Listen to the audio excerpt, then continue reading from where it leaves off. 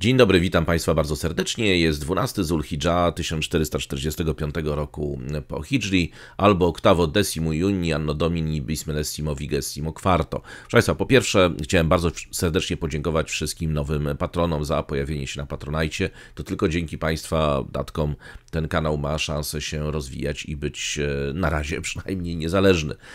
To po pierwsze. Po drugie, hejterom wiadomo co w co. Jeden się nawet zapytał co mu w co, więc niech się zapyta kolegów, tak oni tu bywają częściej. Poza tym oczywiście Romani i te domum to pamiętamy i Al-Kilab Bach, Al-Kafilat Tasir, czyli psy szczekają, a karawana idzie dalej. Proszę Państwa, no zaczniemy oczywiście zgodnie z Państwa życzeniem, bo widzę, że to jednak przeważa nad głosami sceptycznymi, od Kronik Bulandy. Jak komuś się nie podoba, może zawsze przewinąć do kolejnego rozdziału, specjalnie są te moje wypowiedzi dzielone na rozdziały, więc zaczynamy od razu, żeby nie przedłużać, od sprawy Kroniki Bulandy, prawda, proszę Państwa, Bulanda to jest taki kraj, przypomnę, który graniczy, między innymi utrzymuje świetne stosunki z San Escobar, prawda, i innymi podobnymi wytworami. I to jest taki kraj Dżalmahiria ludowa, pamiętajmy, czy właściwie Dżalmahiria ludowo-demokratyczna, położona, no właśnie, pomiędzy rzeką a morzem, chociaż nie mówimy, którym morzem. Otóż, proszę Państwa, no mamy kilka bardzo ważnych tematów. Jeden z nich chciałem potraktować poważnie, więc on będzie taki trochę poważny, trochę niepoważny. No przede wszystkim mamy sprawę Łodzi, tak? To jest sprawa rzeczywiście międzynarodowa, która obija się szerokim echem również za granicą, chociaż nie uwierzcie Państwo, ale wcale nie w takim kontekście jak w Polsce. Natomiast jak Państwo wiecie, dwa kluby z państwa położonego w Palestynie miały grać w Łodzi, na stadionach w Łodzi, ponieważ u siebie nie mogą, bo tam nie jest bezpiecznie. Ja się dziwię, bo przecież ktoś mógłby lepiej zapewniać bezpieczeństwo niż żelazna jarmułka nad głowami, no ale UEFA chyba uznała, że nie. W związku z tym szukają sobie miejsca, gdzie mogłyby grać i z niewiadomych przyczyn trafiło na Łódź. Osobiście jestem ciekaw, kto im to zaproponował i generalnie kto wpadł na ten pomysł, bo ten pomysłodawca pewnie nam się pojawi jeszcze nie raz gdzieś w różnych podobnych pomysłach. Natomiast są oczywiście różne spekulacje dotyczące tego nie tyle dlaczego oni grają, ale dlaczego przestali grać. Ja mam swoją własną teorię. Znaczy, ponieważ Państwo wiecie, że kluby piłkarskie, już szczególnie w derbach Łodzi, jeżeli ktoś kiedyś był na stadionie tam podczas właśnie takich derbów, ja jeszcze byłem kiedy bywały takie derby dawno temu, no to nic się nie zmieniło. To znaczy generalnie kibice obu stron po pierwsze obwiniają się o najrozmaitsze odmiany sodomii, co do tego nie ma wątpliwości, opisując to bardzo malowniczo, w sposób rymowany bądź też nie. No ale druga rzecz, która akurat jest charakterystyczna też dla tego miejsca, dla tych klubów, no to to, że kibice obu klubów krzyczą do siebie per Rzymianie. I ci właśnie tam krzyczą, że druga strona to są właśnie Rzymianie. I vice versa. W związku z tym, no teraz proszę Państwa, wyobraźcie sobie, co by się wydarzyło, gdyby tam się pojawili naprawdę Rzymianie. To wiecie Państwo, no co do siebie krzyczeć, no. Przecież to jest zaburzenie całego tego piłkarskiego ekosystemu.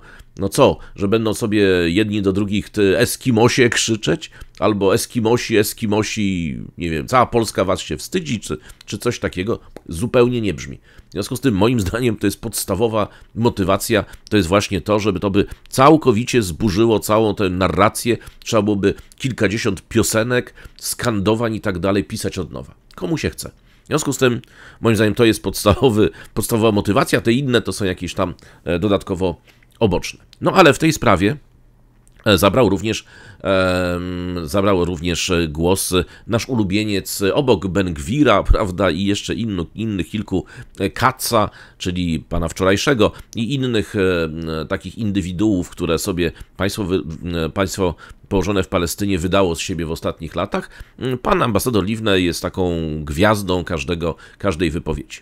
A więc on powiedział oczywiście, że to skrajna prawica zabroniła i dlatego właśnie się władze Łodzi ugięły.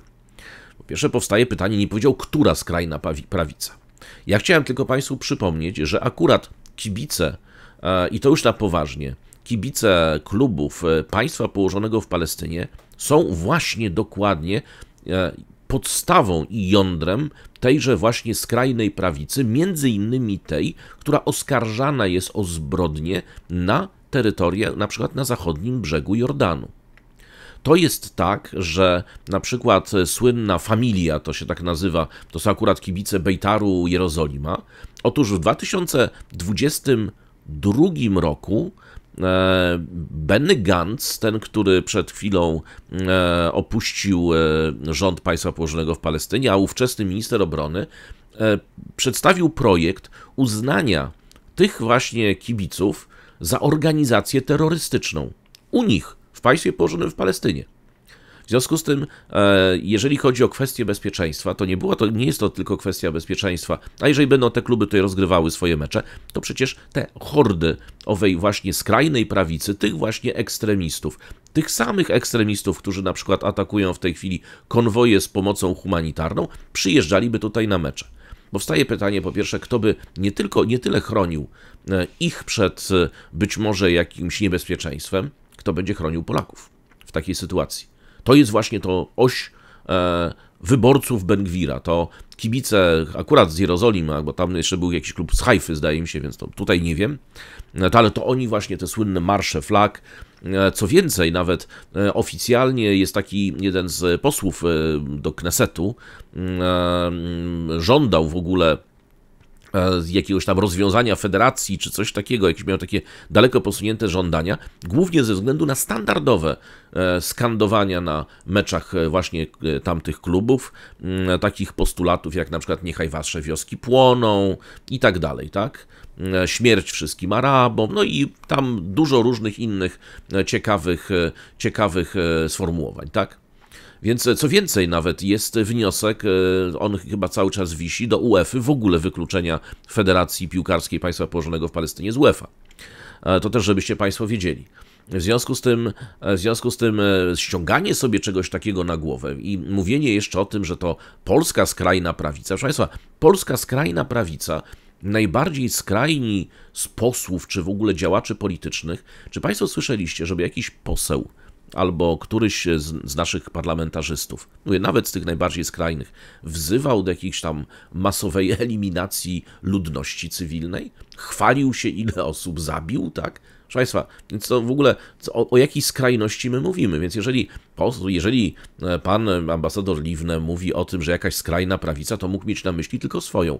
To znaczy albo Ben-Gwira, albo Smotricza, albo te właśnie różnego rodzaju zezwierzęciałe tłumy ekstremistów, których nawet Stany Zjednoczone, przecież które kochają wszystko, co pochodzi z państwa położonego w Palestynie, nakładają na nich sankcje indywidualne, bądź też ostatnio nawet zbiorowe. No macie Państwo właśnie przykład na to, w jaki sposób jest ta sprawa rozgrywana tutaj. Skrajna prawica. Ja natomiast od razu powiem, bo tutaj dużo ludzi pisze, już teraz mówimy trochę mniej poważnie, choć moim zdaniem sprawa jest poważna, że wreszcie polski MSZ powinien uznać pana ambasadora Livne persona non grata. Ja jestem z tego zdecydowanie przeciwny. Proszę Państwa, naprawdę nikt, żadne tam Twittery, nie Twittery, moje wypowiedzi, prawda, które mają jednak jakiś zasięg, nijak się mają do tego, co robi pan ambasador Livne dla generalnie pokazywania prawdziwego oblicza państwa położonego w Palestynie. Ja w ogóle chciałem kiedyś, nawet zastanawiałem się, czy nie wystąpić taką supliką, no bo ja mogę tego suplikować, na przykład do kanału Zero, który ma przecież potężne zasięgi. Pan Stanowski ma przecież ogromne, 10 razy większe od moich lub jeszcze większe, żeby go po prostu namówić do tego, żeby on oddał, może nawet na Patronajcie byśmy taką zbiórkę zrobili, że to się opłacało, prawda, bo to wiadomo, że jednak to kanał komercyjny nie może dopłacać do takich rzeczy, żeby pan ambasador Livne miał stałe okienko. Co godzina, tak jak było on tam kwadrans, to tutaj byśmy zrobili, tak jak na 84, godzina nienawiści, prawda? On by tam sobie siadał i zaczynał opowiadać o Polakach, o Palestyńczykach, o antysemitach, o prawie międzynarodowym, o ONZ-cie, no co tam mu akurat świadomość przyprowadzi, a my powinniśmy tego słuchać. Ponieważ my mamy zafałszowany obraz tamtego państwa właśnie stworzony przez sympatycznego szefa Hawajsa, prawda, i innych. No tak, to rzeczywiście, to państwo, które reprezentował szef Hawajs, ono już nie istnieje od dawna. Głównie zniszczone przez wielką emigrację z terenów poradzieckich. gdzie właśnie znaczna część tych ekstremistycznych osadników, którzy są właśnie teraz sankcjonowani, tej skrajnej prawicy, jak ktoś tam określa, to oni właśnie pochodzą stamtąd, łącznie ze Smotriczem, prawda, i innymi. Zresztą nie tylko, no, również z Naftali Bennetem, prawda, to jego ta partia osadników, to są niestety ludzie stamtąd, którzy przywieźli właśnie tamten system wartości i na stałe zmienili jak gdyby oblicze tamtego kraju, to żeście Państwo też wiedzieli. Także to państwo położone w Palestynie, gdzie można było sobie w Hajfie usiąść w kawiarni i każdy mówił po polsku, szczególnie ze starszych ludzi, po francusku, prawda, po niemiecku, to byli ludzie, którzy byli emigrantami z Europy powojennej, już z różnymi oczywiście, to nie jest tak, że to było państwo też gołąbków pokoju, no ale powiedzmy sobie, przez gołąbków pokoju też nie było otoczone. Natomiast to, co się w tej chwili, to co oglądamy, to właśnie jest ambasador Livne. Także ja bym chciał, żeby on jak najwięcej mówił. W ogóle moim zdaniem to Stowarzyszenie Palestyńczyków w Polsce powinno mu przyznać jakiś order za zasługi dla sprawy palestyńskiej. Jak on tak sobie pogada przez jeszcze 6 miesięcy, to po prostu połowa Polaków zacznie chodzić w arafatkach. No. A kolejna połowa będzie sprawdzała, będzie taka, wiecie Państwo, jak będą te takie, no bo jak Państwo wiecie, my pewne wartości z mlekiem matki wysysamy, jak to powiedział, akurat zdaje mi się Jarla Pitt, prawda, czy Człowiek o trzech babciach, więc na Polskę będą robione specjalne mieszanki, tam jak wiadomo, prawda, również dzieci można karmić tymi mieszankami takimi tymi mlecznymi, w związku z tym tam będzie specjalna wersja na Polskę, taka właśnie, żeby imienia oczywiście ambasadora Livne, tak, to zdecydowanie. Także ja jestem w ogóle jego wielkim fanem, niech mówi jak najwięcej właśnie, to co mówi on, to co mówi Katz, to, co mówi Ben Gwir, to jest właśnie taka wizytówka w tej chwili rządu tamtego kraju. Więc moim zdaniem szapobanie, w ogóle łapy precz od ambasadora Livne, nie przeszkadzajmy mu, niech mówi jak najwięcej. I w ogóle ja namawiam dziennikarzy, żeby go jak najwięcej pytali, to niech on dużo odpowiada. Dobrze, proszę Państwa, mamy w każdym razie, ale tak jeszcze, jeżeli ktoś z dziennikarzy chciałby napisać coś ciekawego właśnie na temat tamtejszych klubów, to polecam, bo wystarczy sobie po angielsku wpisać tam 3-4 słowa kluczowe. Zobaczycie Państwo, że jest, i to są wszystko gazety i materiały stamtąd, z państwa położonego w Palestynie, z Jeruzalem Post, z Haaretzu, z National News i tak dalej, z Marif, oczywiście z Kanu, prawda, to wiadomo, tam macie Państwo całą plejadę, wręcz całe archiwa dotyczące właśnie klubów piłkarskich, związków z terrorystami, ze skrajną prawicą, właśnie z wyborcami, między innymi Ben Gwira i tak dalej, właśnie ci kibole, szczególnie właśnie jerozolimscy. To jest fascynująca lektura, także tutaj uzasadnienie można byłoby tworzyć zupełnie nawet inne, nie trzeba byłoby się powoływać na to, co państwo położone w Palestynie robi. Wystarczyłoby stwierdzić, że zagrożenie dla bezpieczeństwa mieszkańców Łodzi byłoby potężne, już nie mówiąc o tym, że jeszcze nie daj Boże by się tam jakiś Turek pojawił, prawda, czy ktoś wyglądający na Araba, to trzeba by mu chyba całodobową ochronę wtedy w tej Łodzi włączyć, bo oni potrafią, jak Państwo być może nie wiecie, potrafią również, znaczy znani byli na przykład ci kibole z państwa położonego w Palestynie, na przykład z tego, że po 7 października oni wdzierali się do szpitali w poszukiwaniu Arabów, tak, żeby ich tam zlinczować, pozabijać, tym podobne, tam policja się z nimi ganiała po tych szpitalach, to tak samo. Ja, wiecie Państwo, przed tym programem sobie jeszcze sprawdziłem, czy wszystkie te materiały są swobodnie dostępne, czy ich tam ktoś nie zdjął, prawda, czy coś takiego, bo to wiadomo, że w internecie różne rzeczy potrafią jednak zaginąć. Nie, to wszystko jest jak najbardziej, wychodzi, prawda, na pierwszej albo drugiej stronie wyszukiwania, więc polecam jako ciekawostkę. Dobrze, to jest więc ta słynna familia, szczególnie możecie Państwo sobie poczytać, co to jest familia właśnie, Beitar Jerozolima i tak dalej. No dobrze Państwa, to mamy drugi taki temat, jeden trochę śmieszno i straszno, drugi temat natomiast to jest sprawa granicy i rozmaitych ubogacaczy kulturowych, którzy starają się tutaj wedrzeć na teren Polski. Państwo mi zadajecie nie wiadomo czemu pytania, dlaczego nikt z tym nie robi, a co więcej, to takie pytanie bardziej specjalistyczne ktoś mi zadał, dlaczego na przykład te grupy, które pomagają tak naprawdę w procederze przemytu ludzi, nie są w żaden sposób ścigane i co więcej nie dostają zarzutów. No więc tak, no moim, po pierwsze, pierwsze pytanie w ogóle, dlaczego nie są ścigane, bo przecież tutaj nie trzeba zmieniać prawa, no to jest do ministra spraw wewnętrznych. No on jest akurat w tej chwili, jak wszyscy pewnie wiedzą, na urlopie, więc, a za chwilę nie będzie chyba ministrem, tak mi się wydaje, no będzie zajmował się zarabianiem 5 milionów złotych w 5 lat, w związku z tym to jest ciężka praca i on już chyba oderwał od tej problematyki i tam będzie teraz w Parlamencie Europejskim będzie mógł uszkadzać mikrofony. Wiecie Państwo, jak ktoś stanie przy tym mikrofonie, no, huknie, prawda, to te wszystkie obwody tutaj w tym mikrofonie się po prostu topią, no i później zmieniają głos i tak dalej, więc on już chyba nie wiem kto będzie może minister od służb, nowy minister spraw wewnętrznych, no ale to jest właśnie bardzo dobre pytanie, znaczy dlaczego ludzie, którzy ewidentnie, zresztą to nie jest od dzisiaj, bo to przecież jest od lat. Możecie Państwo, jakiś sobie zadałem trud przed jakimś programem, żeby się do niego przygotować. Poszukałem trochę po niemieckim Facebooku, gdzie na niemieckim Facebooku są ci przemytnicy ludzi zawodowi, którzy tam dokładnie opisują, z kim się skontaktować, gdzie się skontaktować. Ci, którzy odpowiadają za ten przemyt, oni to robią jawnie i nie wiadomo czemu policja niemiecka ich nie ściga. To są właśnie, to jest ten końcówka tego jak gdyby całego przewodu, czyli organizują przerzuty właśnie. Ten akurat konkretny, którego ja sobie oglądałem wtedy, organizował przerzuty z Syrii. Przez Turcję to kosztowało, zdaje mi się, 4000 euro z dowozem właśnie na białoruską granicę, ale to nie było nic nadzwyczajnego. Nadzwyczajne to było to, że on również podawał do konkretnych osób i konkretnych organizacji, które potem, jak już zostaną przerzuceni przez granicę, mieli ich przejmować dalej i przemycać na teren Niemiec. No i żeby tam do niego, prawda, na samym końcu do niego.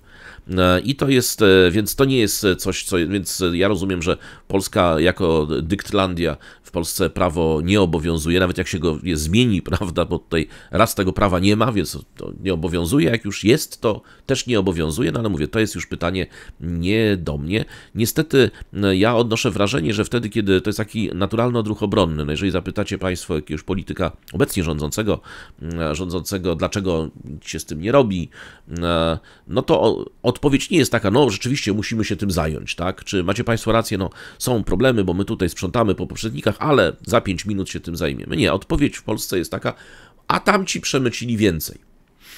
No więc to po pierwsze tak, rzeczywiście jest faktem, że gdybyśmy podeszli na poważnie do sprawy nielegalnego przekroczenia granicy, to i rzeczywiście zaczęli prawo w Polsce stosować, to pewnie Uber Eats zniknąłby całkowicie, bo tam po prostu, jeżeli ktoś z Państwa chce sobie się podszkolić, czy w Urdu, czy w Bengali, to bez żadnego problemu, to głównie z tych krajów. Natomiast no, też chciałem przypomnieć, że poprzednicy też nie powiedzieli ostatniego słowa, bo przecież tym bardziej, że oni ściągali, jak Państwo pamiętacie, filmowców. Ponieważ Bollywood zatrudnia około 2,5 miliona ludzi, więc do nas jechała elita, no. Ludzie się czepiają, a przecież może tutaj miał wjechać taki indyjski Al Pacino, prawda, czy Scorsese. No tutaj po prostu uniemożliwiono i dzięki temu nie mamy takich właśnie filmów z tymi kobietami o podmalowanych oczach, prawda, i mężczyznach z dużymi mieczami i utrafionymi brodami.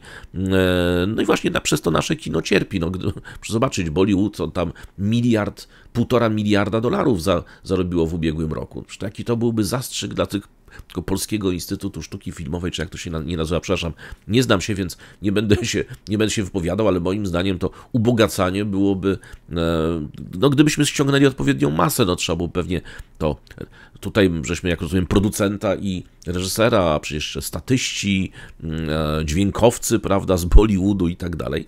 No więc to była ta forpoczta. Chociaż moim zdaniem dużo więcej jednak pracuje. Zresztą, proszę Państwa, no proszę w Warszawie spróbować wsiąść do taksówki i odezwać się po polsku. No, tam się ktoś w głowę popuka. Tam Polaków jest ile tutaj zostało? Tam 3%, może cała reszta to jest... I na przykład ja z dużym upodobaniem ostatnio dostrzegam wielką liczbę Tadżyków, co zresztą z punktu widzenia tego, że państwo islamskie w Chorasanie ostatnio rekrutuje głównie wśród Tadżyków, myślę sobie, no wow. Znaczy wiecie Państwo, ja ponieważ zwykle jestem zapraszany do telewizji przy okazji zamachów, szczególnie jeżeli te zamachy są związane właśnie z Al-Kaidą albo państwem islamskim, islamskim, no bo państwo islamskie jest jak gdyby moją specjalnością, tą wewnątrz jak gdyby tych grup dżihadu, to ja odnoszę wrażenie, że wkrótce to z telewizji to nie będę wychodził, po prostu będę tam siedział na stałe, bo to będzie o czym opowiadać. No ale to jest, ja na szczęście nie jestem w rządzie, w związku z tym niech się rząd martwi, głównie zwalaniem na poprzedników. Natomiast na razie, no niestety, proszę Państwa, musicie się Państwo przyzwyczaić do tego, że no, będziemy mieli coraz więcej inżynierów i lekarzy, także w pewnym momencie prawdopodobnie ta liczba lekarzy przekroczy liczbę pacjentów, a będziemy mieli inżynierów w tylu, że ten CPK to powstanie w 2 tygodnie, tak? No dobrze, proszę Państwa, więc to są jak gdyby takie kroniki Bulandy. Jeszcze zapomniałem powiedzieć, znaczy bardzo mi się podobają te rosyjskie trolle, które pojawiają się przy okazji każdego odcinka, kiedy mówię coś o Putinie. Za każdym razem przypominają oczywiście, dlaczego pan nie mówi o Kosowie, czy dlaczego pan nie mówi o tym, co zrobiły Stany Zjednoczone w Iraku. Otóż ja o tym mówiłem wielokrotnie, ale dlaczego, bo wiecie Państwo, to, że pytają, wiadomo, taka służba, natomiast dlaczego pytają znowu, znaczy za każdym razem? Znaczy ja wiem, ponieważ to jest tak, że ja nie mogę niestety co odcinek mówić, a te trolle mają chyba krótkie, znaczy zadaję jedno pytanie i na front, zadaję jedno pytanie i na front. W związku z tym, no niestety, no już prawdopodobnie nie żyją ci, którzy pamiętają, że te kilka odcinków, czy kilkadziesiąt odcinków temu coś o tym opowiadałem i po prostu to z tego powodu ciągle nowi przychodzą, to widać, że to jest nowy rekrut, często niespecjalnie po polsku, znaczy potrafiący posługiwać się Google Translatorem, bo po polsku to oczywiście nie, a potem gdzieś tam pod Awdiejewkę niestety. Także nauczmy się kochać rosyjskie trolle, tak szybko odchodzą i to jest jeden podstawowy wątek. A z drugiej strony oczywiście nakręcają i od razu widać, że jak się jeszcze mówi o Putinie i Łukaszence jednocześnie, to ta ilość właśnie botów różnych i niebotów, które nakręcają zasięgi, jest ogromna. Także z dużym upodobaniem będę o tym opowiadał dalej, proszę Państwa. Także to były kroniki Bulandy. Proszę też o podrzucanie mi tematów do kronik Bulandy. To jest teraz niestety jeszcze będzie sezon urlopowy, no ale to ci, którzy mają urlop, to mają urlop, ci, którzy nie mają urlopu, głównie ci, którzy strzegą naszej granicy, to zdecydowanie pewnie spokojnego lata niestety mieć nie będą. Proszę Państwa, dobrze, teraz proszę Państwa przechodzimy już do tematów tych międzynarodowych. Otóż mamy pierwszy podstawowy temat dzisiaj dnia, to jest Putin, który jedzie do Korei. To jest rzadka rzecz w ogóle, żeby Putin się, po pierwsze ruszył za granicę, on się raczej nie rusza za granicę, wiedząc o tym, że ostatnio katastrofy lotnicze dotykają bardzo, bardzo wielu zacnych i znakomitych polityków, więc tutaj on się raczej do wyjeżdżania nie kwapi, tym bardziej, że nigdy nie wiadomo, kiedy komuś coś odpali, żeby jednak ten nakaz z Międzynarodowego Trybunału Karnego wyegzekwować. A nawet jeżeli oni nie sami, to może ktoś inny. Znaczy, oczywiście wiadomo, proszę Państwa, to się skończyło wielką wojną, ale nigdy nie wiadomo, więc on się w każdym razie głównie nie rusza, tak? Też, więc po co jedzie Putin do Korei? No przede wszystkim wszyscy są przekonani o tym, że to jest jedyną zresztą i podstawową motywacją, to jedzie po prostu po amunicję. Jedzie po amunicję, jedzie po większej ilości broni na potrzeby wojny na Ukrainie. No jest tak, że dlaczego tego nie zrobił wcześniej, to jest też dosyć oczywiste. Ja przypuszczam, że Rosjanie nie byli pewni jednej rzeczy. Czy Zachód rzeczywiście, no po pierwsze się zjednoczy wokół idei przyznawania Ukrainie kolejnych pieniędzy. Jak wiemy, tak, prawda, to jest 50 miliardów G7, mamy 60 miliardów ze Stanów i tak dalej, więc to jest, ten zastrzyk pieniędzy jest potężny i on naprawdę pozwoli, o ile tam się nic nie wydarzy złego na froncie, prowadzić wojnę jeszcze przez długi okres czasu, ciągle z tym okresem czasu. Chcecie Państwo mi wybaczyć, ja to się pewnie od tego długo nie odzwyczaję, ale przez długi czas jeszcze będzie mogła Ukraina prowadzić wojnę, w związku z tym Rosja musi się przygotować też do tego, żeby tę wojnę prowadzić, a własny przemysł jest w stanie pewnie dostarczać sprzęt, bo Rosjanie przecież produkują własny sprzęt wojskowy, nie muszą go kupować, natomiast nie w tak krótkim okresie czasu. Tym bardziej, że Ukraińcy teraz zaczęli przejmować gdzieś tam inicjatywę na którychś frontach, w związku z tym no to pokazuje, że Rosja też musi dostarczyć dużo więcej amunicji, dużo więcej sprzętu, który się tam, jak Państwo widzicie, zużywa w ogromnych ilościach bardzo szybko.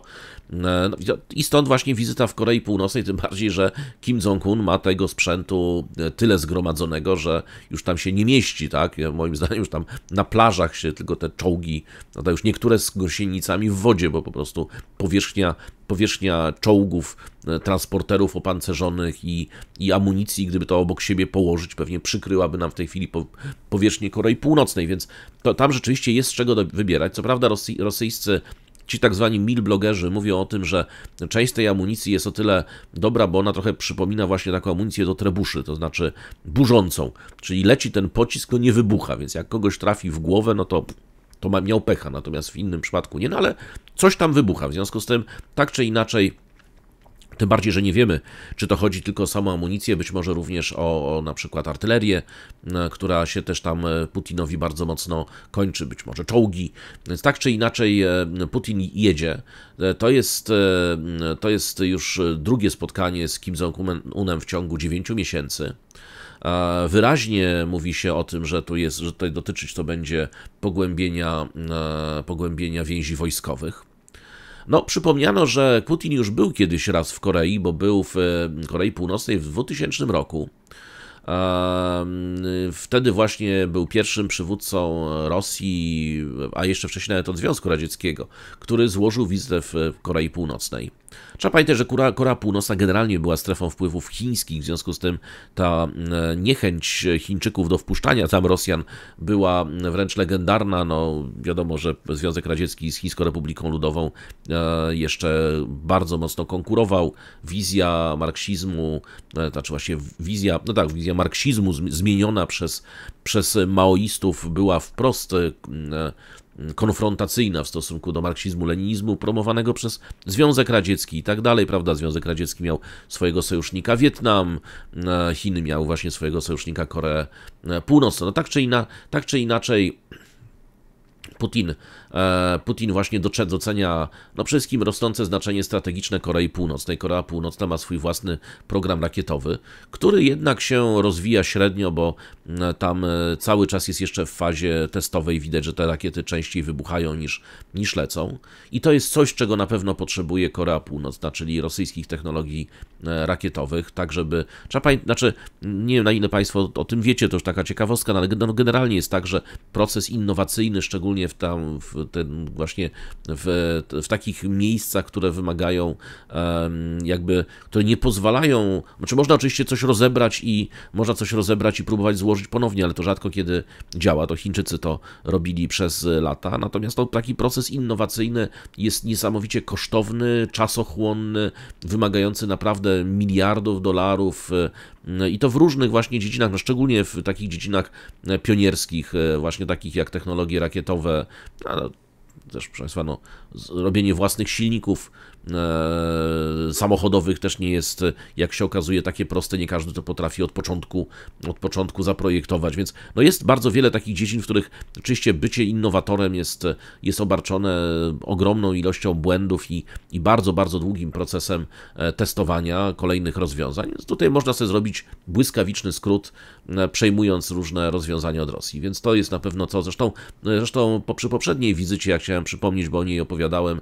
mówiłem o tym, że tam mówiono o pomocy w programie kosmicznym koreańskim. No to właśnie pomoc w programie kosmicznym może oznaczać na przykład pomoc rosyjską w dziedzinie budowy rakiet, co by niesamowicie skróciło męki właśnie tych północno-koreańskich inżynierów, którzy próbują zrobić sobie dużo takich rakiet balistycznych, które osiągną terytorium Stanów Zjednoczonych, tak? Bo to tak w tym kierunku tam o satelitach to tutaj nikt nie myśli, oczywiście też przy okazji, natomiast głównie chodzi o to.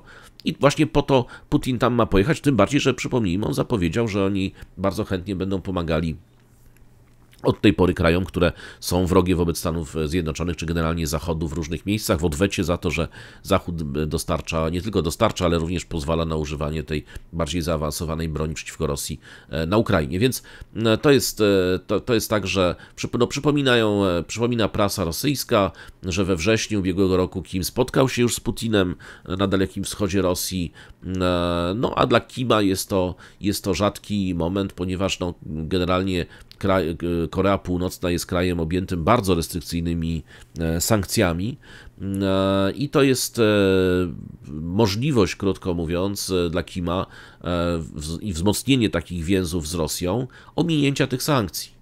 Znaczy, z jednej strony może dostarczyć bardzo potrzebną amunicję, która jest, no cały czas tam leży, prawda, i rdzewieje, bo na razie jeszcze wojny z Korei Północnej z Południową nie ma.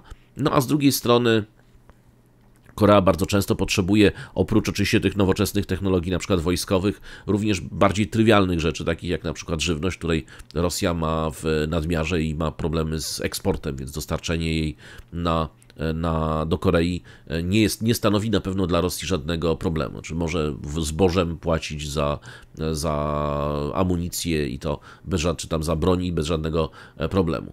No jest tak, że Kreml w oficjalnym komunikacie powiedział na zaproszenie przewodniczącego spraw państwowych KRLD Kim Jong-un, a właściwie Władimir Putin złożył wizytę państwową w Koreańskiej Republice Ludowo-Demokratycznej w dniach 18-19 czerwca, czyli dzisiaj, jutro. Doradca prezydenta powiedział rosyjskim mediom państwowym, że Putin przybędzie do Pjongjangu we wtorek późnym wieczorem i odbędzie spotkania w środę. Również kilka dni temu Kreml zapowiedział wspieranie współpracy z Koreą Północną we wszystkich obszarach, czyli to były wtedy przygotowania do tej wizyty. No, generalnie przypomina się właśnie o tym, że Kim Jong-un odwiedził Rosję w zeszłym roku, zwiedził m.in. z Putinem kosmodrom Wostoczny.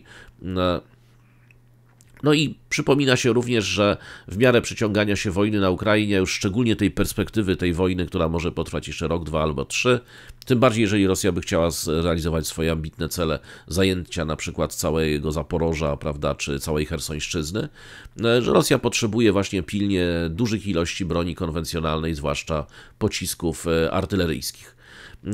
Przypomina się też, że Korea Północna wysłała Rosji amunicję.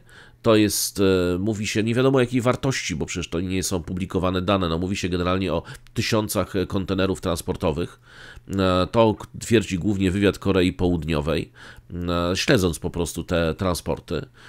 Generalnie Moskwa odwzajemniła się również w tysiącach kontenerów pomocy gospodarczej i innej, być może również wysyłce żywności. Jak pamiętamy, Korea Północna, pomimo tego, że mogłaby być eksporterem żywności, ale ze różnych względów, głównie niezdolności chyba do produkcji, do intensywnej produkcji żywności. Po prostu ma te klęski głodu, czy te klęski niedostatku żywności powtarzają się tam cyklicznie, tak? Także to nie byłby pierwszy raz i nie ostatni. Generalnie to jest tak, że przypomina się, że Korea Północna wystrzeliła również rakiety balistyczne przekazała Rosji rakiety balistyczne krótkiego zasięgu, których Rosja później używała na Ukrainie, rzekomo. W każdym razie nie były to rakiety specjalnie celne, tak? To właśnie po tym można było je też poznać. Ukraińcy pokazywali jakieś rakiety, ale czy to były koreańskie, czy nie, to ja przepraszam, nie jestem specjalistą. Natomiast oczywiście obie strony zaprzeczają handlowi bronią. Co więcej, w zeszłym tygodniu na szczycie grupy G7 we Włoszech przywódcy G7 potępili rosnącą współpracę wojskową właśnie między Koreą Północną i Rosją. Tutaj, jeśli chodzi właśnie o tą broń przekazywaną, to jest dużo wypowiedzi na ten temat w ogóle całej tej wizyty w południowo-koreańskiej prasie. Tutaj różni specjaliści mówią, na przykład fakt, że prezydent Putin odbywa tę podróż, oznacza, że z powodu wojny na Ukrainie Rosja bardzo potrzebuje północno-koreańskiej broni. Koreańczycy z północy będą starali się uzyskać jak najwięcej w zamian, ponieważ sytuacja wydaje się dla nich korzystna. To się oczywiście zgadza. Natomiast nie wiadomo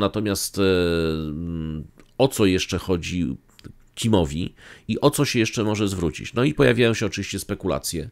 No bo to, że prawda, żywność za broń to jest taka standardowa procedura, więc to byłby już drugi raz, nie pierwszy, zresztą nie wymagałoby to jak gdyby wizyty tam Putina, więc albo Putin chce zasadniczego zwiększenia tych dostaw, co nie jest wykluczone, ale jest jeszcze jedna możliwość. Otóż może być tak, że Korea Północna chce pomocy rosyjskiej w budowie bardziej zaawansowanej, bardziej efektywnej broni nuklearnej. No i to by rzeczywiście zmieniało bardzo mocno w ogóle to równanie i równowagę sił na Półwyspie Koreańskim, gdyby tak się rzeczywiście stało. No, trzeba też pamiętać, że jak do tego wszystkiego generalnie doszło. No, Korea jest niszczona systemem sankcji, również sankcji ONZ-owskich, czyli sankcji powszechnych, nie tylko sankcji tam jednostronnych ze strony Stanów Zjednoczonych.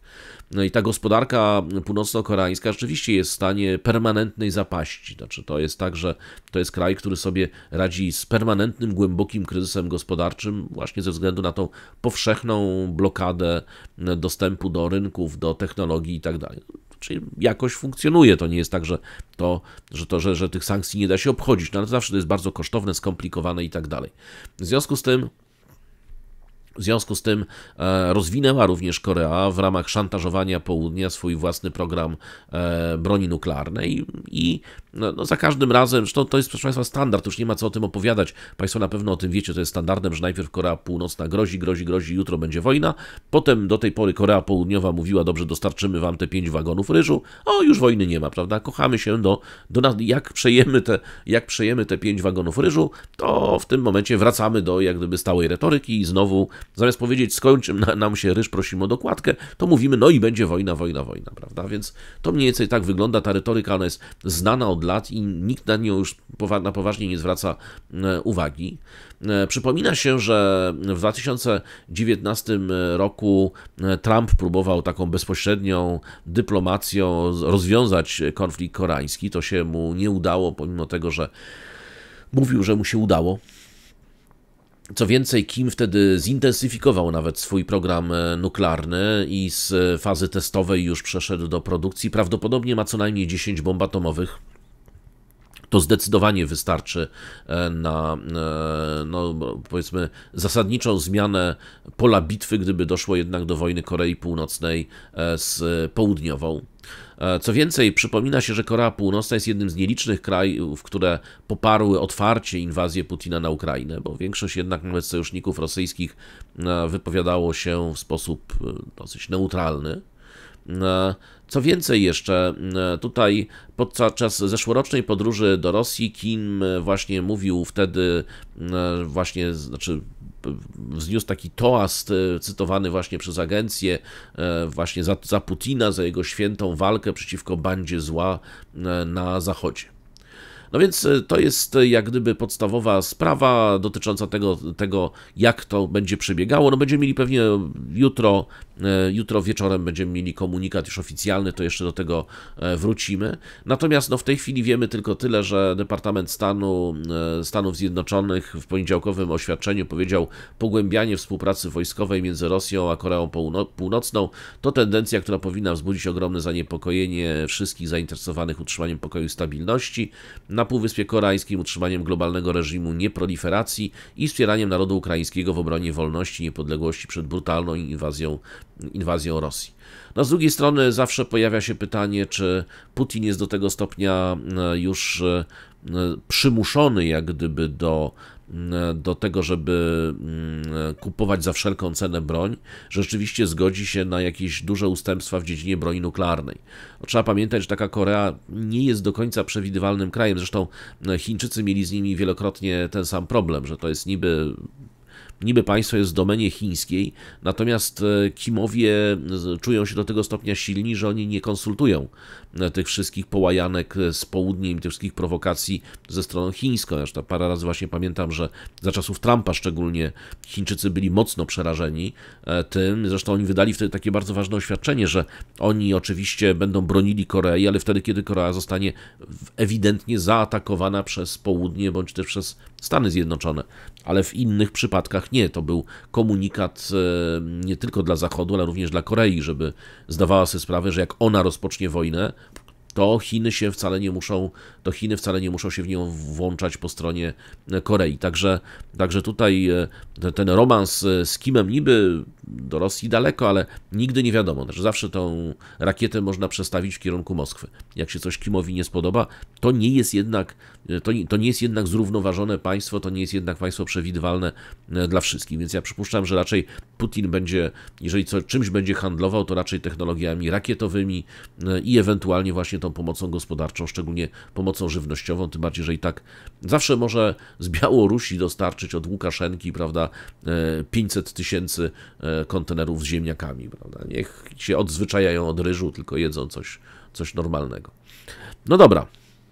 Proszę Państwa, tyle wystarczy na temat tej wizyty, bo do tej wizyty jeszcze będziemy wracać. Na pewno nie raz, prawie na pewno jutro lub pojutrze, jak będziemy mieli już oficjalne dokumenty, będziemy wiedzieli, co tak naprawdę zostało tam rozstrzygnięte. Proszę Państwa, ale mamy teraz jeszcze drugi temat. Drugi temat bardzo ciekawy. To jest temat, ja go nazwałem umownie tajemnicę 7 października.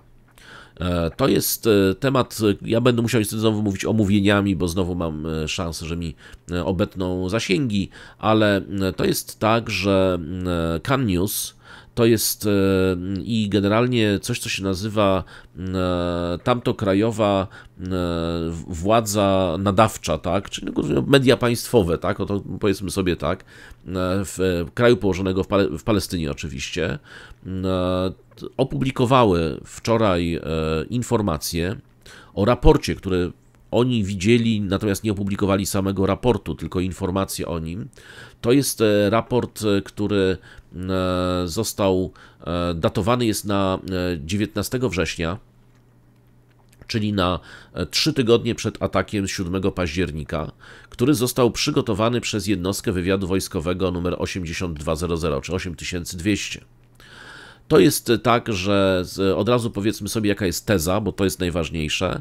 Teza jest taka, której wszyscy niby wiemy, ale tutaj jest to napisane, że oto władze absolutnie zlekceważyły informacje z wywiadu wojskowego mówiące o ataku humusu. I to konkretne informacje. To jest tak, że właśnie nie wiadomo było, co prawda, a właśnie, co więcej, ten dokument dokładnie przewidywał atak humusu na 7 października. Co więcej, serwis właśnie Kan informuje, że dokument był znany kierownictwu wywiadu i przynajmniej dowództwo humanistycznej armii w Gazie. Proszę Państwa, to jest niesamowite. Co więcej, w raporcie napisano, że w dokumencie szczegółowo opisano serię ćwiczeń szkoleniowych przeprowadzonych przez elitarne jednostki humusu, które ćwiczyły ataki na konkretne pozycje wojskowe oraz na kibuce, w tym porwania, branie jeńców, żołnierzy i ludności cywilnej, a nawet instrukcje dotyczące zatrzymywania i ochrony uprowadzonych podczas już samego transferu do strefy Gazy. Co więcej, według raportu w dokumencie opisano początkowy etap ćwiczeń jako stworzenie wyłomu w symulowanej pozycji armii humanistycznej w Gazie i dokładnie odtworzono na przykład na tych poligonach, gdzie oni ćwiczyli, dokładnie odtworzono miejsca, które są, czyli te kibuce, które znajdują się w okolicach strefy, tak? Czyli te, które są najbliżej, żeby się te elitarne jednostki humusu, żeby się zapoznały jak gdyby z topografią terenu i z tym, w jaki sposób walczyć już w tych konkretnych lokalizacjach. Co więcej, każda z 4 brygad, które brały w tym udział, dostała inną lokalizację. Również w raporcie tym z 15 napisano, znaczy właściwie z tym, który opisuje tamten stary, tak, że analitycy humanistycznego wywiadu, którzy obserwowali te ćwiczenia humusu, nakreślili następnie kolejne kroki po infiltracji terytorium państwa położonego w Palestynie i zajęciu wysuniętych pozycji. Zauważając na przykład, że instrukcje, które zostały przechwycone, wzywały do przekazania wszystkich schwytanych żołnierzy dowódcom brygad i przewidywano, że liczba zakładników wziętych wyniesie, uwaga, 200 do 250 osób. Dokładnie tak, jak się to wydarzyło. Co więcej, w dokumencie wyszczególniono także cele ataku wojskowego, do którego wyszkolono jednostki, w tym punkty dowodzenia, centra operacyjne, świątynie rzymskie w bazach wojskowych, również dowództwo sił powietrznych, dowództwo łączności, stanowiska strzeleckie oraz tereny mieszkalne żołnierzy. Te elitarne, właśnie według tego raportu wywiadu, tej jednostki 8200, opisano, że elitarne brygady humusu otrzymały ostateczny rozkaz, aby przed wyjazdem dokładnie sprawdzić lokalizację i nie pozostawiać żadnych dokumentów. Co więcej, proszę Państwa, otóż okazuje się, że w tym raporcie, z tego raportu i z tego już późniejszego śledztwa wynika, że nie tylko dowództwo południa i dywizja Gazy nie były świadome planu, one nie były świadome planu porwań przez Humus, ale dokument ten, który wtedy przygotowano 19 września, szczegółowo określał warunki, w jakich zakładnicy będą przetrzymywani, łącznie z instrukcjami dla porywaczy, jak postępować w skrajnych przypadkach i na przykład w jakiej okoliczności można dokonywać egzekucji na jeńcach. Również, no i teraz to, co się wydarzyło, to jeszcze warto powiedzieć, że pomimo ostrzeżenia władze bezpieczeństwa zignorowały całkowicie dokument wywiadu.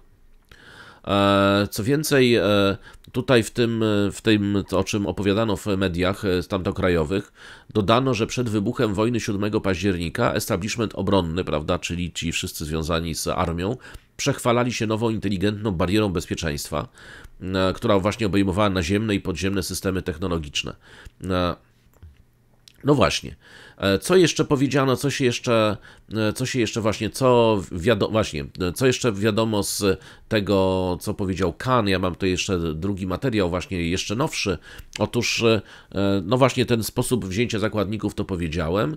Dokument był znany na pewno szefostwu wywiadu i dowództwu dywizji w Gazie.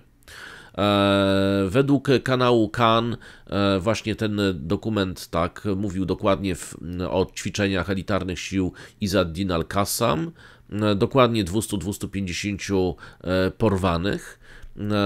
Co więcej, pojawił się jeszcze jeden, już rok temu, dokument, jak się okazuje, 40-stronicowy dokument, który się nazywa Mury Jericha, pod takim kryptonimem, który zawierał szczegółowy plan przeprowadzenia właśnie ataku i mówił właśnie o zaporze rakiet, dronów, przekraczaniu na lotniach i na spadochronach, samochodach i pieszo, tak? Czyli jeszcze rok wcześniej bez już tych szczegółów, bo ten dokument 8200, prawda, tej jednostki, to był już taki dokument z nasłuchu operacyjnego, natomiast rok wcześniej właśnie takie plany też uzyskać.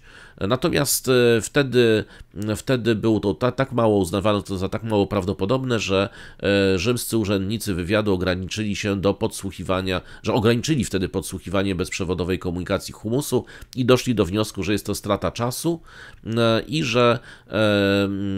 i zauważono też, że do tego stopnia, że niby ta dywizja Gazy wiedziała o tym wcześniej, natomiast właśnie powstaje pytanie, kto wiedział, bo wiedział prawdopodobnie szef dywizji i sztab, natomiast nie poinformowano w ogóle żołnierzy.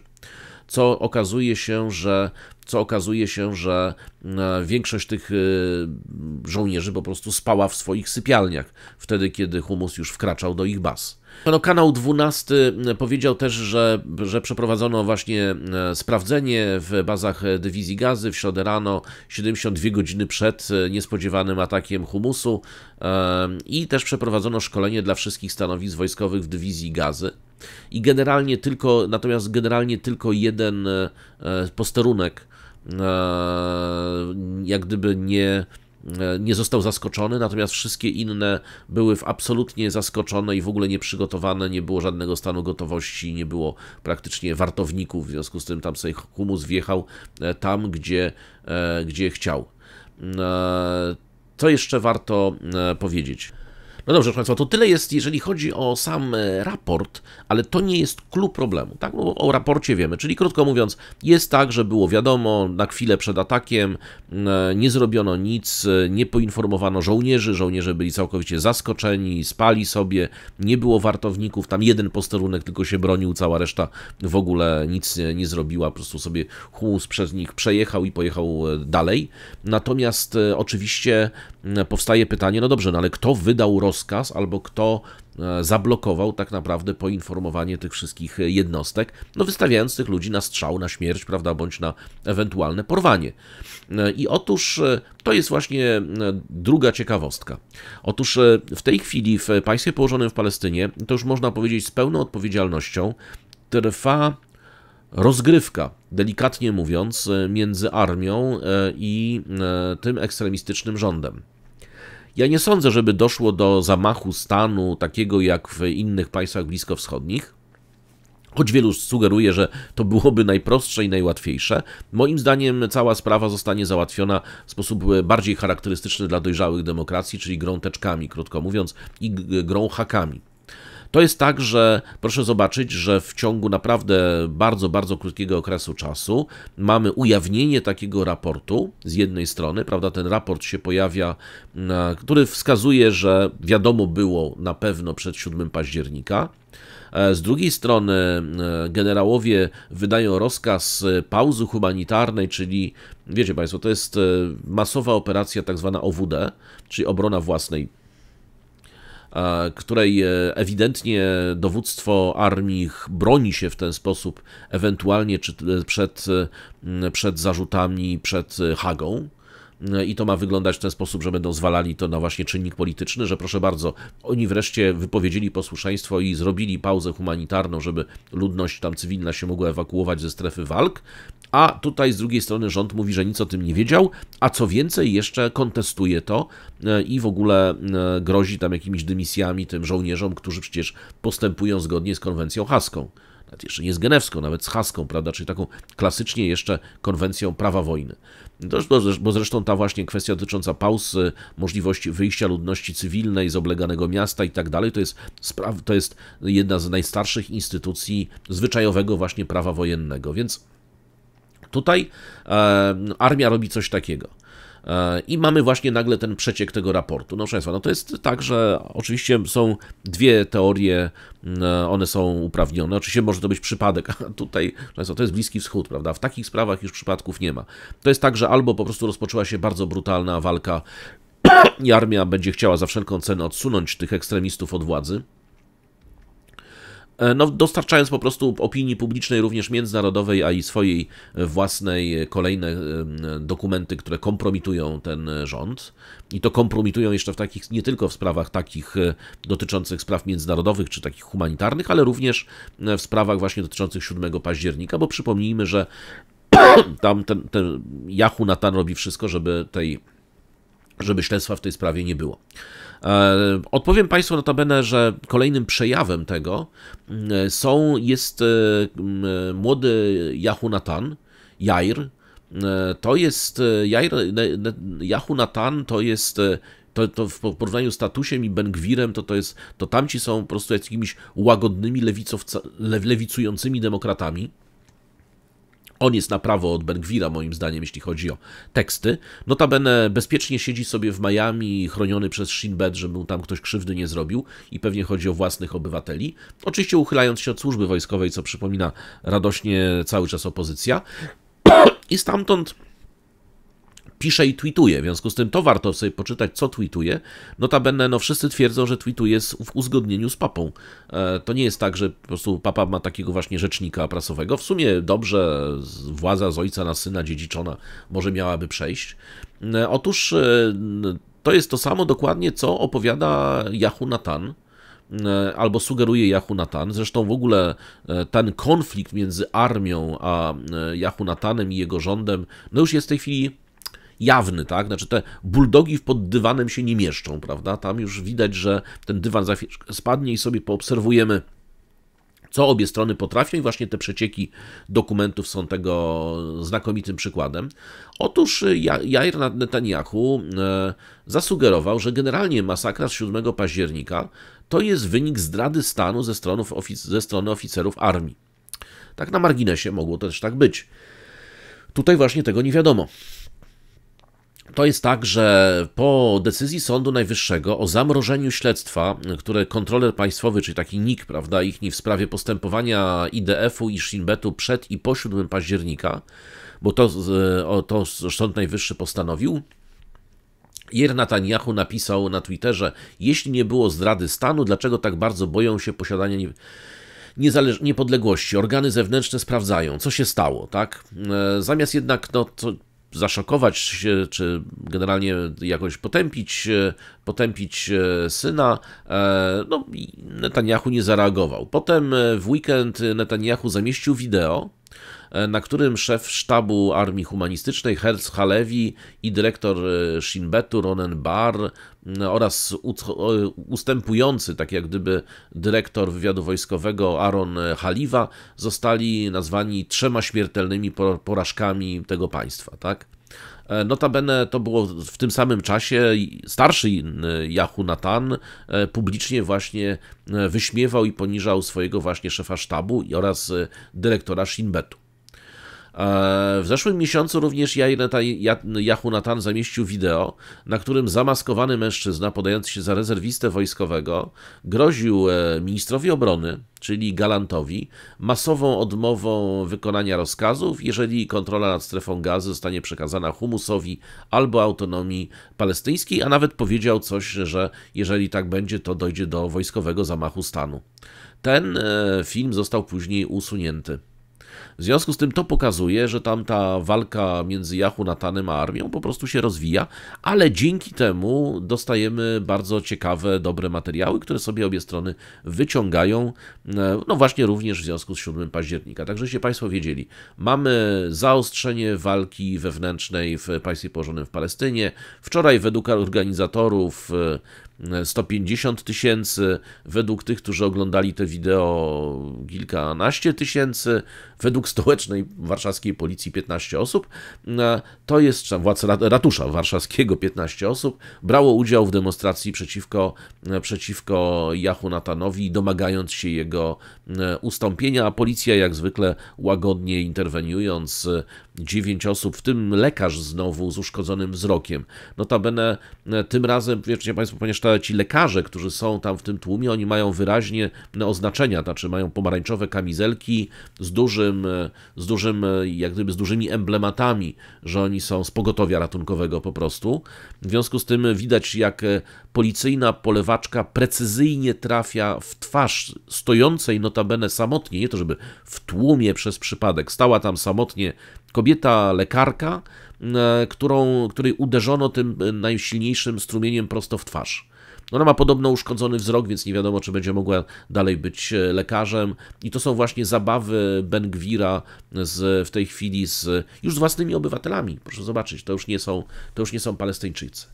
Więc taka ciekawostka a propos państwa położonego w Palestynie i tego, co tam się dzieje. Tak jak powiedziałem Państwu, tam dojrzewa naprawdę, to nie będzie zamach stanu polegający na, tak nie sądzę raczej, na jakimś przejęciu władzy przez armię, prawda, aresztowaniu Yahu Natana i tak dalej. Ja przypuszczam, że to będzie właśnie trwałe podkopywanie przy pomocy kwitów, które przecież Shin Bet na pewno posiada zresztą, i armia będzie publikowała na temat Yahu Natana, a jego grono kolegów będzie produkowało kwity na armię. Zresztą za chwileczkę do tego przejdziemy, bo jeszcze powiemy za chwileczkę do państwa położonego w Palestynie wrócimy, ale to już w kwestiach odrębnych, czyli rządowych. Proszę Państwa, mamy kolejny krótki temat dotyczący, tym razem znowu wracamy do Rosji.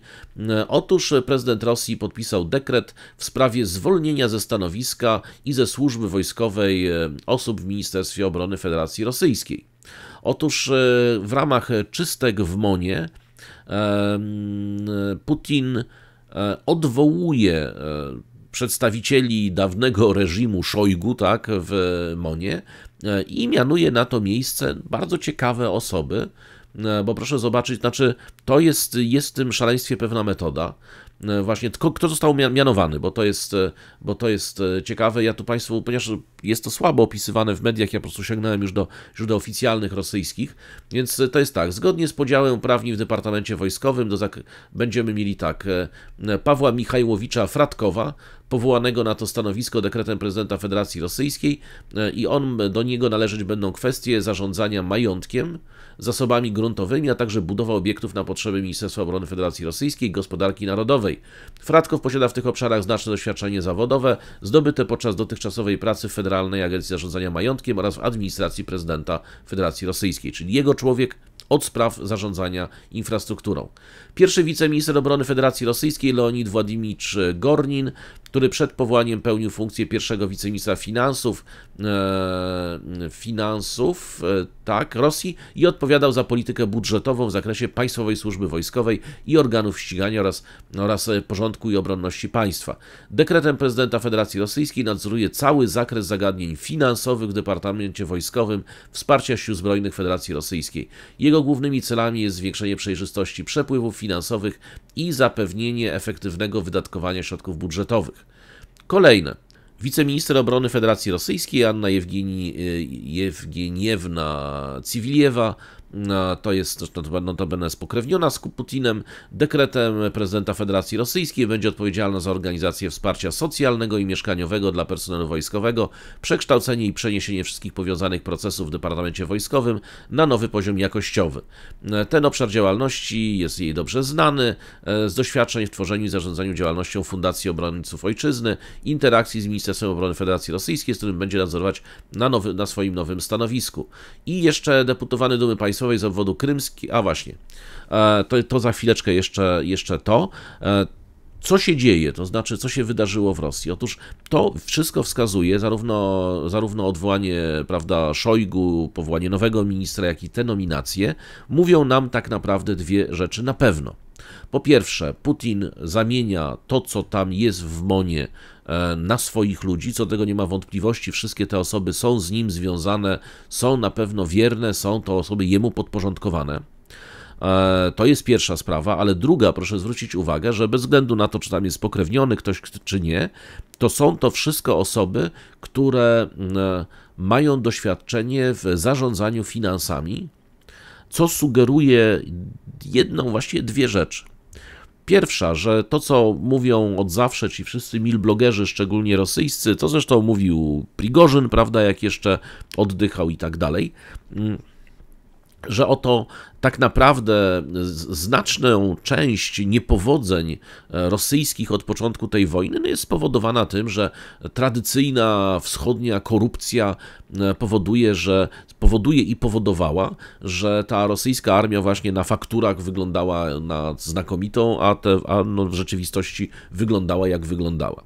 I to się prawdopodobnie nie zmieniło. Co więcej, przestawienie tej gospodarki na te tory wojenne, przeznaczenie dużo większych sum na zbrojenia niż wcześniej, prawdopodobnie, krótko mówiąc, te pieniądze były dalej masowo rozkradane przez kamaryle Szojgu. W związku z tym, po pierwsze, jeżeli będą rozkradane, to będą rozkradane przez kamaryle Putina, więc on się nie chce dzielić, ale oczywiście też trzeba pamiętać, że w zależności od wyniku tej wojny jednak głowa Putina może polecieć na bruk. W związku z tym on też zdaje sobie sprawę z tego, że musi mieć kontrolę właśnie nad finansami, szczególnie w sytuacji takiej, i to jest właśnie klucz tego, że to tak jakby ta informacja współgra z tą informacją o Kimie, że on po prostu przygotowuje się na długotrwały konflikt, a przy długotrwałym konflikcie musi mieć zapewnione to, że te finanse nie będą rozkradane, że ten sprzęt będzie trafiał rzeczywiście do żołnierzy, że żołnierze będą mieli zapewniony w socjal i tak dalej, prawda? Zresztą ta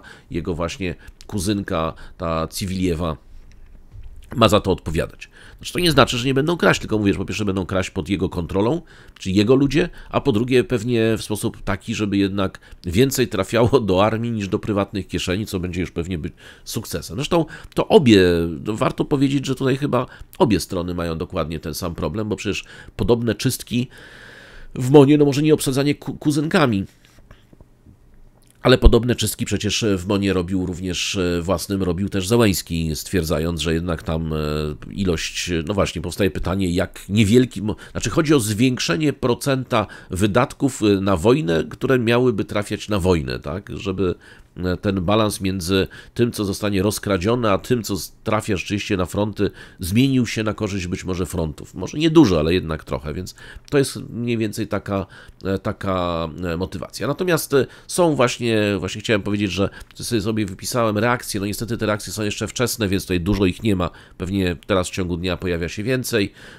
Był pytany na przykład członek Komitetu Bezpieczeństwa Dumy Michał Szeremet, zapytał się właśnie, był zapytany przez tam rosyjskie media o ocenę tej wymiany, no to powiedział coś takiego: nowoczesność dyktuje własne reguły gry, aby natychmiast i bez wahania reagować na wyzwania, a czasem wyprzedzać je, potrzebna jest dobrze skoordynowana praca zespołowa. Czyli krótko mówiąc, nic nie powiedział poza tą pracą zespołową, czyli sugeruje to, że ta drużyna Putina będzie z nim współpracowała w sposób sprawny, natomiast drużyna dawna Szojgu, która tam funkcjonowała w sposób sprawny, nie funkcjonowała.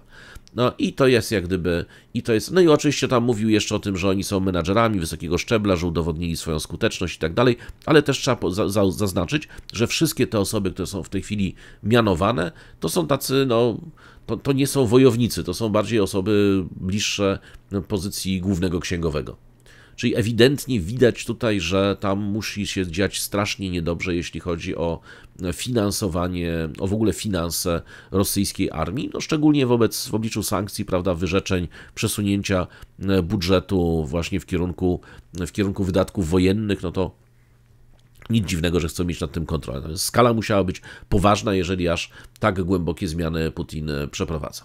Dobrze Państwa, mamy, a propos właśnie przetasowań, to jeszcze chciałem wrócić na chwileczkę znowu do państwa położonego w Palestynie. Otóż, no, to muszę o tym opowiedzieć chociażby trochę. Otóż Jehonatan rozgonił swój gabinet. To jest tak, że po tym, kiedy Gantz zrezygnował, i po tym, kiedy Gantz zrezygnował z tego gabinetu, Gantz i Eisenkot odeszli z rządu, to natychmiast zgłosili się na to miejsce Smotrich i Ben-Gvir, którzy otwartym tekstem zażądali wejścia po prostu do gabinetu. Z tych właśnie wczorajszych doniesień wynika, że właśnie to zostało, w ogóle to, że został rozwiązany ten gabinet, został rozwiązany rzekomo jeszcze w niedzielę. To była nieoficjalna informacja, w poniedziałek stała się, czyli wczoraj oficjalna. No i oczywiście skrajnie prawicowi partnerzy koalicji Jehonatana nawołują do powołania właśnie nowego gabinetu wojennego, w tym właśnie przede wszystkim wpisania ich, prawda, na tę listę, tym bardziej, że Smotrich i Ben-Gvir zażądali wejścia do tego gabinetu i zażądali zresztą tego samego dnia kontynuowania bombardowań Gazy, pomimo tego, że Stany Zjednoczone po raz kolejny wezwały do powściągliwości i do zmniejszenia liczby ofiar cywilnych. Więc oni wezwali właśnie, stwierdzili, że są członkami koalicji, w związku z tym zażądali od Jehonatana, żeby ich wpisał do tego gabinetu. No właśnie Jehonatan odrzucił to. Według Jerusalem Post powiedział, gabinet na jego prośbę był w porozumieniu koalicyjnym z Gantzem. Jak tylko Gantz odejdzie, nowy gabinet nie będzie już potrzebny. I to jest tak, że prawdopodobnie od tej pory, ponieważ nie został powołany nowy gabinet, w związku z tym, czy ten nowy gabinet wojenny, w związku z tym od tej pory na temat wojny w Gazie będzie po prostu ad hoc zwoływane grono, nieformalne. Tam ma być w nim, jak donoszą media, Yoav Gallant, minister spraw strategicznych Ron Dermer i ewentualnie jeszcze grono kilku doradców, czyli kolegów po prostu Jehonatana, którzy mu tam doradzają w różnych sprawach. Także to będzie taki nieformalny rząd, który będzie tak naprawdę rządził podstawową aktywnością w tej chwili państwa położonego w Palestynie, czyli wojną. Nie będzie w tym ministra do spraw bezpieczeństwa, co jest oczywiście pewnym absolutnym kuriozum. Generalnie przypomniano, że dymisja Gantza właściwie zabrała jedynego centrystę w tej całej skrajnie prawicowej koalicji. Gantz powiedział, to przypomnijmy, że Jehonatan nie przedstawił powojennego planu dla Palestyny, co stanowi podstawową przeszkodą prawdziwego zwycięstwa. Gantz również wezwał do wyborów Jehonatan to oczywiście zdecydowanie odrzucił. Co więcej, właśnie jeszcze rzekomo, prawda, Ben-Gwir napisał list do Jehonatana i właśnie napisał, że wojna przez ostatnie 8 miesięcy była prowadzona w tajemnicy za pośrednictwem ograniczonych forów, które w każdy co chwila zmieniają swoje nazwy i definicje, a wszystko po to, żeby mieć wyłączną kontrolę nad decyzjami i unikać dyskusji na temat innych stanowisk, które podważyłyby stare koncepcje. No i jest tak, że w niedzielę Jehonatan powiedział, że aby osiągnąć cel, jakim jest wyeliminowanie zdolności humusu, podjął decyzje, które nie zawsze były do zaakceptowania przez szczebel wojskowy. No i przypomina się właśnie, że poprzednio w gabinecie wojennym był Jehonatan, Gantz, Galland, Dermer i Eisenkot oraz przywódca partii Shas Aryeh Deri. Jest możliwe właśnie, że teraz Jehonatan zrobi sobie ten prywatny gabinet z Gallantem, Dermerem i Derim. Ewentualnie Deri jeszcze zostanie dopisany, tak? Więc proszę Państwa, to jest sprawa tego nowego gabinetu, więc tam się, jak widzicie Państwo, dzieje w państwie położonym w Palestynie bardzo dużo rzeczy. No tak, ale mamy jeszcze nie koniec tego, bo mamy jeszcze jeden temat dotyczący znowu Palestyny. Niestety dzisiaj jesteśmy w tym miejscu i się już dalej nie ruszymy. Otóż jest sprawa dotycząca sankcji. Otóż Państwo nie uwierzycie, ale to jest tak, że w ramach teraz Państwa, to się możecie Państwo trzymać albo usiąść, jeżeli stoicie. Jak Państwo wiecie, różne kraje uznają jednostronnie w tej chwili, znaczy przyłączają się do grona, jest już w tej chwili 140 ponad krajów, 140 chyba 3, które uznają Palestynę. Polska od dawna, także nas to już zupełnie nie dotyczy. Natomiast w odwecie za to rząd państwa położonego w Palestynie wprowadzać będzie sankcje nakładane na Palestyńczyków. Tak, żeby, i to otwartym tekstem zostało powiedziane, to jest dokładnie mówiąc, powiedział to Bezalel Smotrich, każdy kraj, który współpracuje z działalnością antyrzymską i uznaje autonomię palestyńską za państwo, powinien wiedzieć, że pomaga on przedsięwzięciu syjonistycznemu i wzmacnia osadnictwo rzymskie. Ponieważ w odwecie wobec każdego kraju, który będzie uznawał Palestynę albo będzie się domagał jej na przykład państwowości, państwo położone w Palestynie będzie karać za to Palestyńczyków. Na czym to ma polegać? Otóż to jest tak, że właśnie Gabinet Bezpieczeństwa spotkał się właśnie w poniedziałek, czyli wczoraj, żeby omówić nałożenie sankcji na autonomię palestyńską, tą samą, którą Stany Zjednoczone chcą wzmacniać. To też jest bardzo ważny komunikat, tak? Amerykanie mają taką ideę, żeby wzmacniać autonomię, znaczy wzmacniać Abbasa, krótko mówiąc.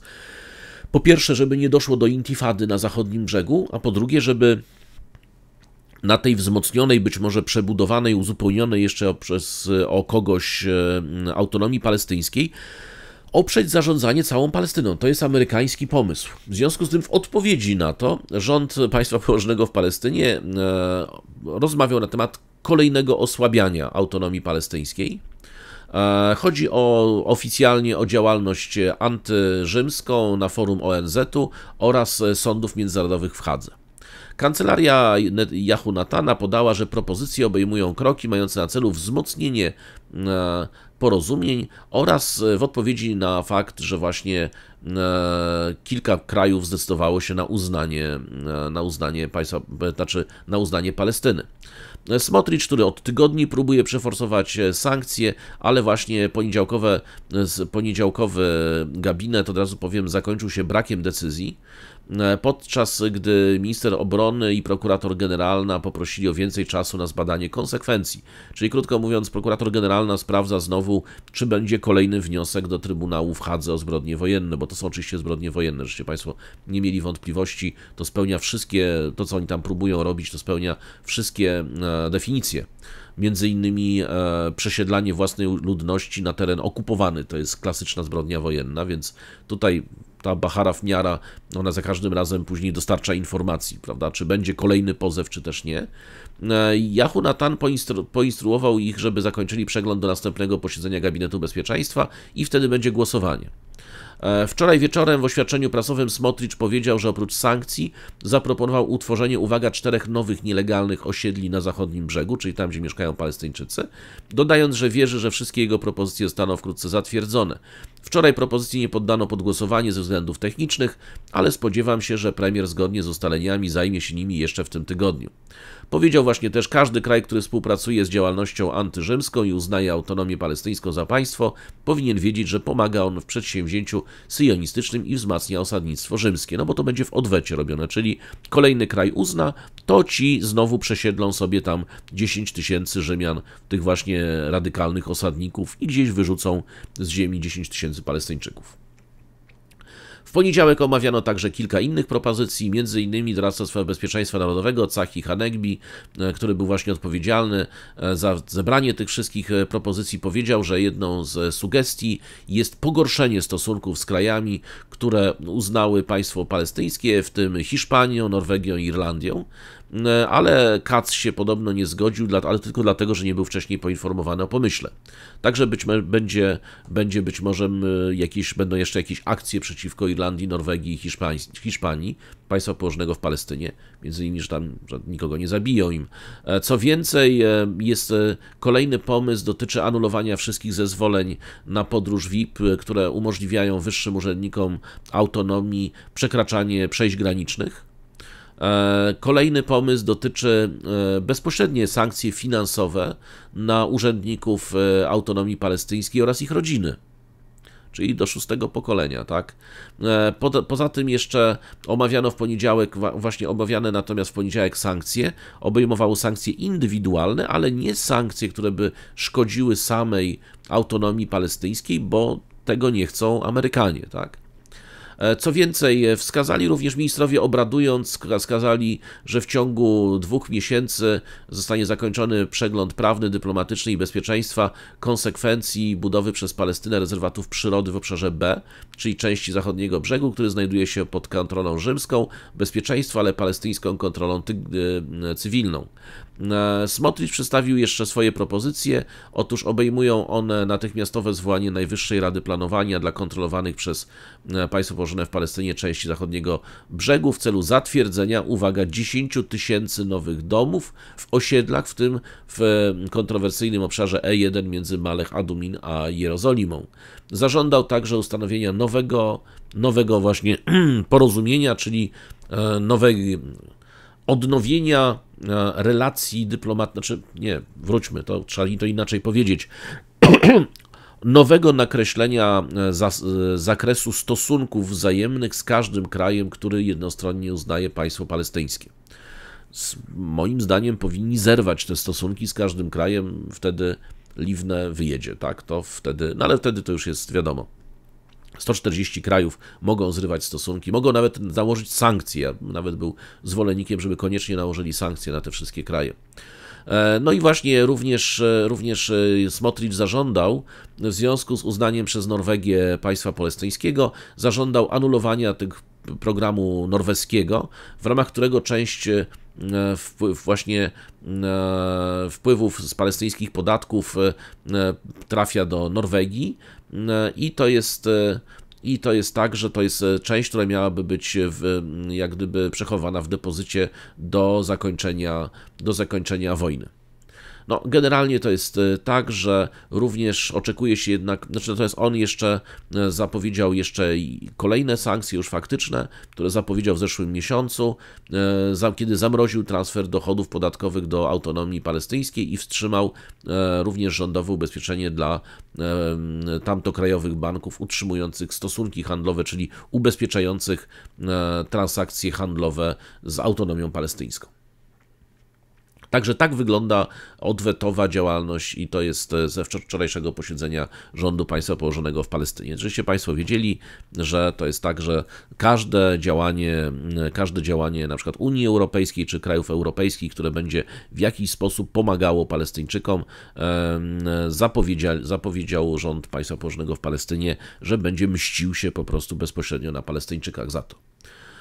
No i oczywiście będzie próbował na krajach zachodnich, już widzę, jak będzie próbował to robić Irlandii albo Norwegii, a jeszcze lepiej Hiszpanii. Znaczy Hiszpanie się, z tego co widziałem, nastroje w Hiszpanii, to od skrajnej prawicy do skrajnej lewicy tam się wszyscy aż rwą do tego, żeby tylko tamci spróbowali mrugnąć. No ale zobaczymy, jak to będzie wyglądało dalej. Proszę Państwa, dobrze, to tyle, jeśli chodzi o dzisiejsze tematy. Jak Państwo widzicie, no głównie były niestety państwo położone w Palestynie, no ale co zrobić, no tam się po prostu tyle dzieje. Natomiast mamy dzisiaj fatwy, no żeby już Państwo zadajecie pytanie przy fatwach, więc opowiedzmy sobie przy fatwach. Więc pierwsza fatwa jest jak zwykle rozrywkowo-obyczajowa. Pan o kryptonimie t.s. pyta się fatwa, czy według islamu mąż może zobaczyć żonę po ślubie, tak jak Pan Bóg ją stworzył, czy musi być zakryta? Są znakomite fatwy na ten temat, czy nie pan jeden pyta o to, jak widać, więc są znakomite fatwy dostępne na ten temat. Otóż małżonkowie mogą oglądać swoje nagie ciała, zwłaszcza gdy dzieje się to w czasie intymności. Należy jednak unikać niepotrzebnego przebywania nago przed sobą. Tutaj jest fatwa wydana przez doktora Musamila Siddiqui, który powiedział, nie ma aura, czyli części ciała, które należy ukryć między mężem i żoną. Mąż i żona mogą stać nago przed sobą. Islam nalega jednak, aby ludzie zachowywali skromność. Według przekazów prorok powiedział, skromność jest częścią wiary. Nie należy więc niepotrzebnie chodzić nago. Mąż i żona mogą rozebrać się przed sobą, aby cieszyć się sobą, ale potem powinni się zakryć. Niedobrze jest chodzić nago po domu, nawet w osobnieniu, nie w obecności innych. Pokazywanie się nago w obecności innych ludzi jest absolutnie zabronione, chyba że robi się to przed lekarzem w celu przeprowadzenia badania lekarskiego i leczenia. I Allah wie najlepiej. Także macie Państwo odpowiedź na to pytanie. Dobrze, proszę Państwa, to tyle, jeśli chodzi o dzisiejszy odcinek. Dziękuję Państwu bardzo serdecznie za uwagę. Przypominam o wspieraniu na Patronite. Tak, jak mówię, dzięki Państwu i Państwa datkom, wpłatom ten kanał ma szansę być kanałem niezależnym. On się cały czas rozwija, nie się zwija. No i oczywiście trzeba pamiętać, proszę też podawać dalej, promować go dalej. Jak będziecie Państwo to robili, to po prostu te zasięgi będą coraz większe, nawet jeżeli będzie jakiś właśnie ban nakładany przez algorytmy, prawda, które nie lubią niektórych słów, i zwrotów i wyrażeń. Dobrze, dziękuję Państwu bardzo za uwagę i do zobaczenia, do jutra.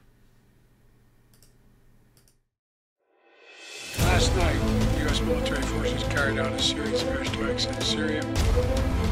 有外部势力干涉台湾事务的。 В Европе свое тактическое ядерное оружие. Мы договорились, что мы сделаем то же самое.